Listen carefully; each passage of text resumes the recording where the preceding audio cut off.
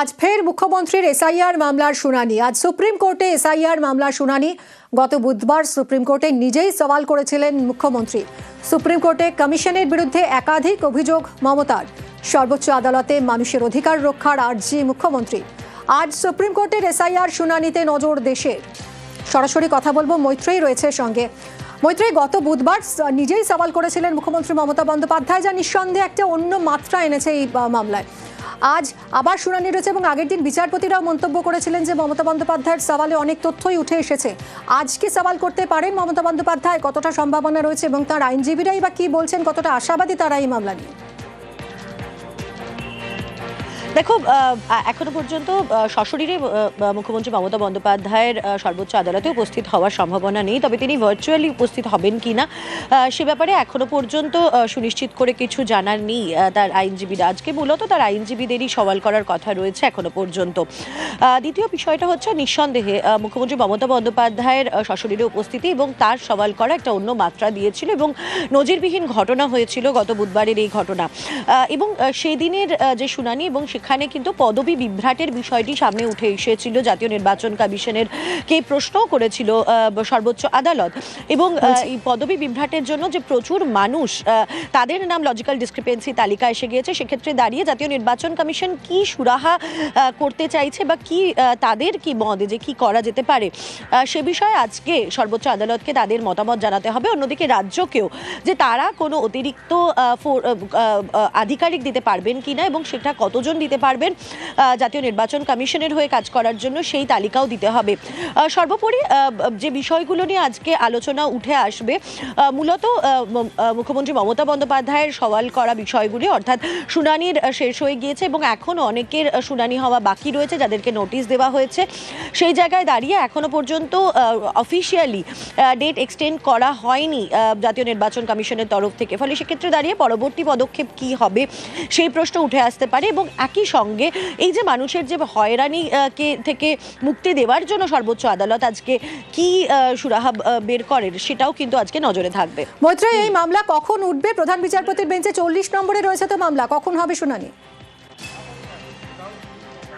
দেখো, সাধারণভাবে 40 নম্বরের মামলা যেটা আইনজীবীরা জানাচ্ছেন সেটা হচ্ছে দ্বিতীয়ার্ধে, অর্থাৎ বেলা 2টোর সময় এই মামলার শুনানি হওয়ার সম্ভাবনা রয়েছে। তবে যদি মামলার গুরুত্ব বুঝে সেই মামলাকে আগেই শুনানির জন্য নথিভুক্ত করেন প্রধান বিচারপতি, তাহলে সেই মামলা প্রথমার্ধেও শোনা হতে পারে। তবে সেটা পরিষ্কার হবে আর কিছুক্ষণ সময় যাওয়ার পরে।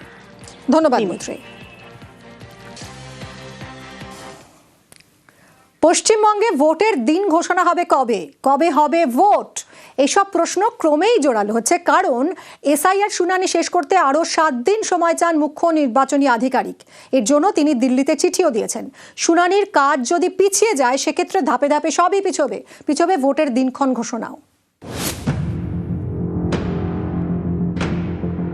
ভোটের দিন কবে ঘোষণা করবে নির্বাচন কমিশন? কবে হবে ভোট? এইসব প্রশ্ন উঠছে কারণ শনিবার নির্দিষ্ট সময়ের মধ্যে এসআইআর শুনানির কাজ শেষ করতে পারেনি কমিশন। তাই শুনানির জন্য আরও 7 দিন সময় চেয়ে দিল্লিতে চিঠি দিয়েছেন মুখ্য নির্বাচনী আধিকারিক। সিইও দপ্তর চায় শুনানির সময়সীমা বাড়ানো হোক 14ই ফেব্রুয়ারি পর্যন্ত। খসড়া তালিকা বেরোনোর পর যুক্তিগ্রাহ্য তথ্য বিভ্রাটের তালিকা ধরে ভোটারদের হিয়ারিংয়ে ডাকছে নির্বাচন কমিশন। এই তালিকায় নাম রয়েছে প্রায় 1 কোটি ভোটারের।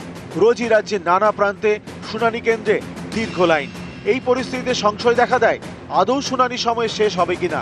শনিবার যেদিন শুনানি শেষ হওয়ার কথা সেদিন সিইও দপ্তর জানিয়ে দেয় বেশ কয়েকটি বিধানসভা কেন্দ্রে শুনানি বাকি। তাই শুনানির জন্য আরও 7 দিন সময় চাই সিইও দপ্তর। এই শুনানির সময়সীমা পিছলে অন্যান্য সব ডেডলাইনও পিছবে। 14ই ফেব্রুয়ারি চূড়ান্ত ভোটার তালিকা প্রকাশের দিন। শুনানিতে বাড়তি সময় লাগলে চূড়ান্ত ভোটার তালিকা প্রকাশ করতেও দেরি হবে। তেমনটা হলে দেরি ভোটের দিন ঘোষণাতেও। এক্ষেত্রে কোনো ভোট শুরু থেকে ঘোষণা থেকে তা সম্পূর্ণ করা পর্যন্ত সর্বোচ্চ 45 দিন প্রয়োজন। এক্ষেত্রে আমাদের রাজ্যের এই ফেব্রুয়ারির শেষে যদি সম্পূর্ণ বা চূড়ান্ত ভোটার তালিকা প্রকাশের পর তার ভোট ঘোষণা হয়, সেক্ষেত্রে ভোটটা কবে হবে তা নিয়েই কিন্তু একটা সংশয় দানা বেঁধেছে। এটা লাস্ট ডেট ছিল 7 তারিখ, ওটা আমি 7 দিন এক্সটেনশন চেয়েছি। এখন এটা পিছবে, তারপরে এরপরে তো একটা প্রসিজার আছে, 3-4 দিন ইসিআই নেয়, আগে ছিল 14 পর্যন্ত ইসিআই এটা দেবে, তো নিশ্চয়ই পিছবে। যে আশা করি 14 মধ্যে হয়ে যাবে, কি 14-7 দিন টাইম যথেষ্ট আছে। অনেকেরই প্রশ্ন, এসআইআর শুনানি শেষ কবে হবে? কবে চূড়ান্ত ভোটার তালিকা প্রকাশ করবে কমিশন? ভোটের দিন ঘোষণা হবে কবে? কবে হবে ভোট? নিউজ 18 বাংলা। ভোটের বাংলায় পুলিশের বদলি প্রক্রিয়া শেষ করতে ডেডলাইন সিইও রাজ্যের স্বরাষ্ট্র সচিবকে চিঠি নির্বাচন কমিশনের। কথা বলবো, সোমরাজ রয়েছে সঙ্গে। সোমরাজ, 15 ফেব্রুয়ারির মধ্যে পুলিশ স্তরে যা কিছু বদলি করার যা প্রক্রিয়া রয়েছে তা শেষ করতে হবে। অন্যদিকে চলতি মাসে নির্বাচন কমিশনের ফুল বেঞ্চ আসছে রাজ্যে, তাহলে কি এসআইআর প্রক্রিয়া শেষ হলেই নির্বাচনের নির্ঘণ্ট প্রকাশ করে দিতে পারে কমিশন? একদমই দেখো, এবং মনে করা হচ্ছে সেই কারণেই রাজ্যে পুলিশের বদলি প্রক্রিয়া দ্রুত শেষ করার নির্দেশ দিল নির্বাচন কমিশন। 15 ফেব্রুয়ারির মধ্যেই পুলিশের সব স্তরের বদলি প্রক্রিয়া শেষ করার নির্দেশ রাজ্যের মুখ্য নির্বাচনী আধিকারিকের দপ্তর দিয়েছে রাজ্যের স্বরাষ্ট্র সচিবকে। ইতিমধ্যেই পুলিশ স্তরে একাধিক বদলি হয়েছে এবং রাজ্যের স্বরাষ্ট্র সচিবকে যে চিঠি দেওয়া হয়েছে সেখানে বলা হয়েছে জাতীয় নির্বাচন কমিশনকে তার কমপ্লায়েন্স রিপোর্ট দিতে হবে যে 15 ফেব্রুয়ারির মধ্যেই রাজ্যের স্বরাষ্ট্র দপ্তর সব স্তরের পুলিশের বদলি প্রক্রিয়া শেষ করেছে। তোমাকে জানিয়ে রাখি, গত সপ্তাহে আমরা জানিয়েছিলাম যে এই মাসে রাজ্যে জাতীয় নির্বাচন কমিশনের ফুল বেঞ্চ আসার সম্ভাবনা রয়েছে এবং সেক্ষেত্রে 15 ফেব্রুয়ারির মধ্যে পুলিশের বদলি প্রক্রিয়া শেষ করা এবং জাতীয় নির্বাচন কমিশনের ফুল বেঞ্চ আসার সম্ভাবনা অন্তত এই তথ্যকেই জোরালো করছে যে রাজ্যে বিধানসভা ভোটের নির্ঘণ্ট ঘোষণা রাজ্যে এসআইআর প্রক্রিয়া শেষ হলেই এবং এসআইআর প্রক্রিয়া শেষ হলেই এবং এসআইআর প্রক্রিয়ার চূড়ান্ত ভোটার তালিকা প্রকাশ হলেই তার কয়েকদিনের মধ্যেই যে রাজ্যে বিধানসভা ভোটে নির্ঘণ্ট ঘোষণা হয়ে যাবে তার প্রস্তুতি স্বরূপই এই 15 ফেব্রুয়ারি ডেডলাইন রাজ্যের স্বরাষ্ট্র দপ্তরকে দিয়ে দিল রাজ্যের মুখ্য নির্বাচনী আধিকারিকের দপ্তর। জাতীয় নির্বাচন কমিশনের নির্দেশ মেনেই 15 ফেব্রুয়ারি এই ডেডলাইন দিল রাজ্যের স্বরাষ্ট্র দপ্তরকে। সঙ্গে থাকো সোমরাজ।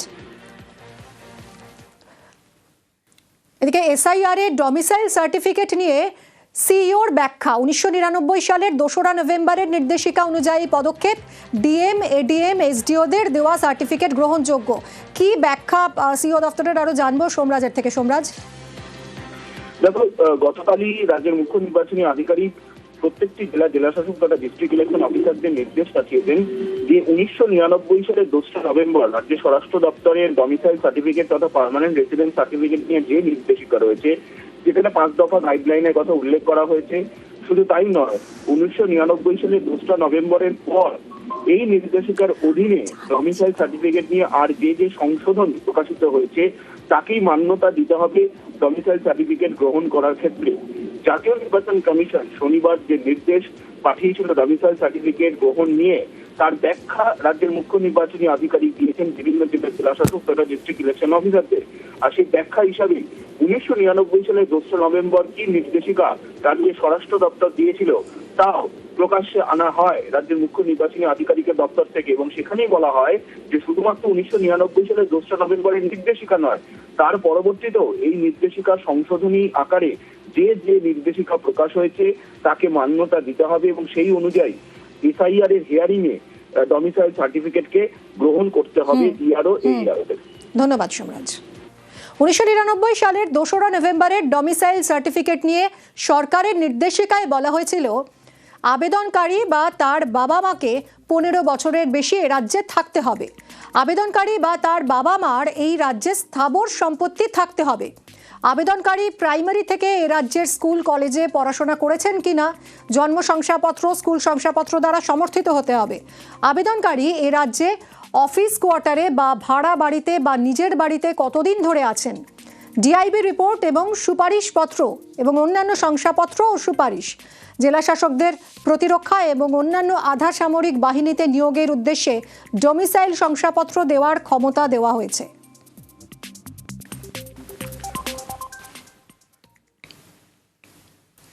এসআইআর এর শেষ লগ্নে এসে রাজ্যের দাবিতে মান্যতা নির্বাচন কমিশনের। এসআইআর এর নাম তুলতে গ্রহণযোগ্য ডমিসাইল সার্টিফিকেট শেষ লগ্নে জানায় নির্বাচন কমিশন। ডোমিসাইল সার্টিফিকেট যেটা আমাদের রেজিস্টার্ড আছে সব জায়গায় অ্যাকসেপ্টেড হচ্ছে, বাংলায় বলছে হবে না।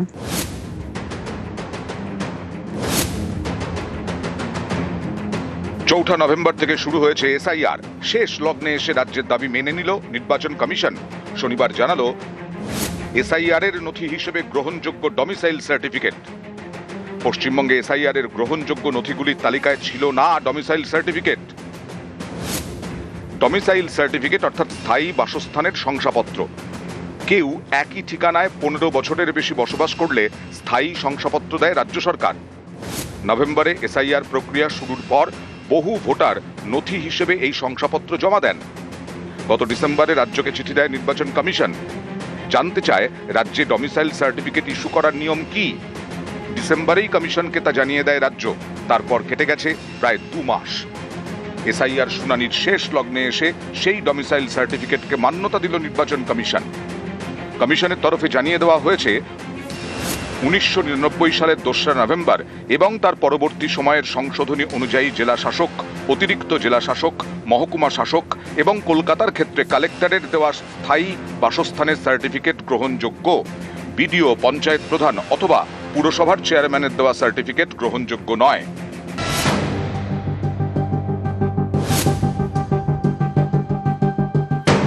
ডমিসাইল সার্টিফিকেট স্থায়ী বাসস্থানের শংসাপত্র। এসআইআর এ কেন রাজ্যের দেওয়া এই শংসাপত্র নেওয়া হবে না তা নিয়ে বারবার প্রশ্ন তুলেছেন মমতা বন্দ্যোপাধ্যায়। কখনো কলকাতা থেকে সুর চড়িয়েছেন। ডোমিসাইল সার্টিফিকেট যেটা আমাদের রেজিস্টার্ড আছে সব জায়গায় অ্যাকসেপ্টেড হচ্ছে, বাংলায় বলছে হবে না। কখনো দিল্লিতে গিয়ে সুপ্রিম কোর্টে সওয়াল করেছেন। They are not allowing the domicile certificate. They are not allowing the government certificate. SIR নিয়ে লড়াই বাংলা থেকে দিল্লিতে নিয়ে গেছেন মমতা বন্দ্যোপাধ্যায়। মুখ্য নির্বাচন কমিশনারের মুখোমুখি হয়েছেন, কমিশনের দপ্তরের সামনে সুর চড়িয়েছেন। কমিশনের সঙ্গে মমতার নজিরবিহীন সংঘাত দেখেছে গোটা দেশ। এসআইআর এর শেষ লগ্নে এসে রাজ্যের দাবিতে মান্যতা দিল নির্বাচন কমিশন। নিউজ 18 বাংলা। সুপ্রিম কোর্টে যাওয়ার হুঁশিয়ারি শুভেন্দু অধিকারীর। এসআইআর এর ডমিসাইল সার্টিফিকেটকে গ্রহণযোগ্য ঘোষণা করেছে কমিশন। ডমিসাইল সার্টিফিকেট সব ক্ষেত্রে গ্রহণযোগ্য নয় বলে দাবি শুভেন্দু অধিকারীর। ইআরওরা ভুল করলে সাসপেন্ডও হতে পারেন বলে মন্তব্য। সেই ইআরওর বিরুদ্ধে সুপ্রিম কোর্টে যাওয়ার হুঁশিয়ারি শুভেন্দুর। 1999 সালের যে অ্যাক্ট তাতে বলা হয়েছে খুব সিলেক্টিভ ক্ষেত্রে এই domicile certificate acceptable, not for all. এবং এটা যদি ইআরওরা এইটা দেখে করেন, সেই ইআরওরা সাসপেন্ডও হতে পারেন, তাদের বিরুদ্ধে এফআইআরও করার প্রভিশন আছে। আমরাও যদি তথ্য পাই, আমরা সেই ইআরওদের বিরুদ্ধে সুপ্রিম কোর্টে যাব। মানুষের কাছে যাওয়ার অভ্যাস বিজেপির নেই, তাই কোর্ট এজেন্সির কাছে দৌড়য়, কটাক্ষ কুণাল ঘোষের। মানুষের কাছে ছাড়া, মানুষের দরবার ছাড়া বিজেপির নানা জায়গায় যাওয়ার অভ্যাস আছে। কখনো তারা বলবে কেন্দ্রে যাবো, জাতীয় নির্বাচন কমিশন ভোট করবে, কখনো বলবে কেন্দ্রীয় বাহিনী আসবে, কখনো সিবিআই ইডি পাঠাবে। শুধু মানুষের কাছে যাওয়া এইটা বিজেপি জানে না। ফলে শুভেন্দু বাবুরা কখনো বলবেন অমুক কোর্টে যাচ্ছি, অধিকার আছে, যাবেন। বাড়ির একেবারে গা ঘেঁষে তৈরি করা হচ্ছে বহুতল, এ নিয়ে অশান্তি। তৃণমূলের কাউন্সিলরের মারে বৃদ্ধের মৃত্যু। ব্যারাকপুরের চাঞ্চল্যকর অভিযোগ, অভিযুক্ত কাউন্সিলর গ্রেফতার।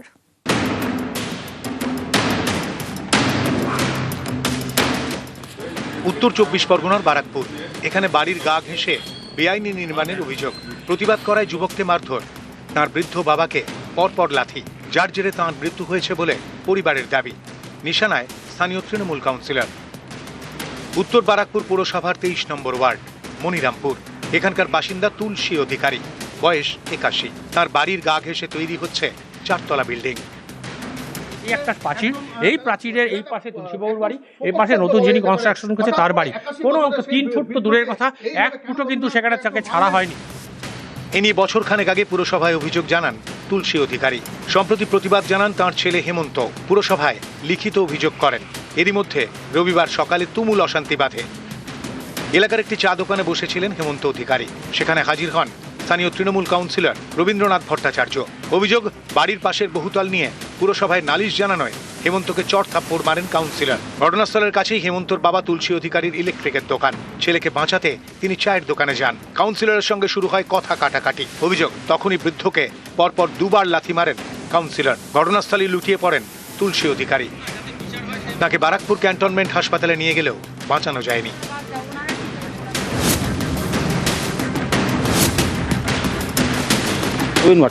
আমাকে ডাকলে তুই এরকম অবজেকশন দিয়েছিস মিউনিসিপ্যালিটি? আমি বললাম যে হ্যাঁ দিয়েছিলাম। কেন দিয়েছিস? আমি যে আমাকে বলেছিলিস এই বিষয়ে অবজেকশন দেবো, থাপড়া মারলো করলে বাবাকেও মারলো। রবীন্দ্রনাথ ভট্টাচার্য লাথি মারতে গিয়ে তখন বাবা অসুস্থ হয়ে গেছে, বুঝলেন? বাবা পড়ে গেছে, লাথি মেরেওছে, বাবা তখন পড়ে গেছে, লাথি চালিয়েছে, লাথিটা মেরেওছে, লাথি মারার পরে বাবা অসুস্থ হয়ে পড়েছে। তুলসী অধিকারী ছেলে তুলসী অধিকারীকে নিয়ে আমি যখন চা খাচ্ছি চায়ের দোকানে, আমাকে কলার ধরে, আমার মা বাবা তুলে খিস্তি দেয়। আমি শুনলাম উনি নাকি অসুস্থ ছিলেন, লাথি মারার কোনো সুযোগই নেই, উল্টে তিনি আমার এরকম কলার ধরেছেন। নিশ্চয়ই আমি তাকে মারতে যাইনি। বৃদ্ধের মৃত্যুর ঘটনায় বারাকপুর থানায় লিখিত অভিযোগ করে পরিবার। আমরা আইনগতভাবে দেখছি এক্স্যাক্টলি কি ঘটনা হলো, ঘটনার পিছনে কি আছে না আছে সব কিছু খতিয়ে বের করে আমরা দেখছি। বারাকপুর থেকে অরুণ ঘোষ, নিউজ 18 বাংলা। ব্যারাকপুরে কাউন্সিলরের মারে বৃদ্ধের মৃত্যু, সাসপেন্ড উত্তর ব্যারাকপুর পুরসভার কাউন্সিলর রবীন্দ্রনাথ ভট্টাচার্য। 6 বছরের জন্য দল থেকে বহিষ্কার তৃণমূল কাউন্সিলরকে। বহিষ্কারের কথা জানান ব্যারাকপুরের সাংসদ পার্থ ভৌমিক। ইতিমধ্যেই গ্রেফতার অভিযুক্ত কাউন্সিলর রবীন্দ্রনাথ ভট্টাচার্য আজ ব্যারাকপুর আদালতে পেশ। মিউনিসিপ্যালিটি ব্যাপারটায় ইতিমধ্যেই নোটিশ পাঠিয়ে এর মধ্যে মনিটরিং করা শুরু হয়েছিল। তারপরেও স্থানীয় কাউন্সিলর কেন ব্যক্তিগতভাবে জড়িয়ে পড়লেন, এটা অতি অবশ্যই দলের কাছে সঠিক ধারণা পোষণ করছে না, এবং দল সঠিক ধারণা পোষণ করছে না বলেই রবীন ভট্টাচার্যকে 6 বছরের জন্য দল থেকে সাসপেন্ড করছে। এবং প্রশাসনের মতো প্রশাসনিক ব্যবস্থা গ্রহণ করবে, আইনের পথে চলবে। যা বিচার করবে সেটা যদি দেখি যে না আমরা পেলাম কি পেলাম না, সেটা আদালত যদি বলবে তারপর তখন তো আমরা জানতে পারবো যে হ্যাঁ যা করার করে দিতে বলেছে। দুজনকেই বলে গেছে। এবার পার্থ যদি করে দেয় আমি সেটাতেই আমি জানবো বাবা জয় হলো, নৈতিক আমরা তো অনেকটাই খুশি যে মনি যা বলে গেছে। বলে গেলেন যে যতটা করণীয় আমার দল করবে, আমরা তোমাকে কোনো চেয়ে করতে হবে না, আমার দল তোমার পাশে সবসময় আছে, এরা আছে, যদি কোনো সুবিধা অসুবিধা যা হবে তুমি এদের সঙ্গে কথা এদের সঙ্গে কথা বলুন। ভরসা রাখতে পারছেন? একদম আমার ওই ওয়ার্ডের কাউন্সিলর আমি 100% ভরসা রাখি। গাইঘাটায় 100 বছরের শ্মশানের বেহাল দশা, শ্মশান থেকে ছড়াচ্ছে দূষণ, সমস্যা স্থানীয়রা। রক্ষণাবেক্ষণের অভাবে বেহাল দশা শ্মশানের, কখনো কুকুরের মুখে আধপোড়া দেহাংশ, পাঁচিল না থাকায় দূষিত হচ্ছে পাশের খালও। বিজেপি বিধায়কের দাবি সংস্কারের জন্য টাকা দিয়েছেন, শ্মশান সংস্কারের আশ্বাস বিডিও পঞ্চায়েত প্রধানের।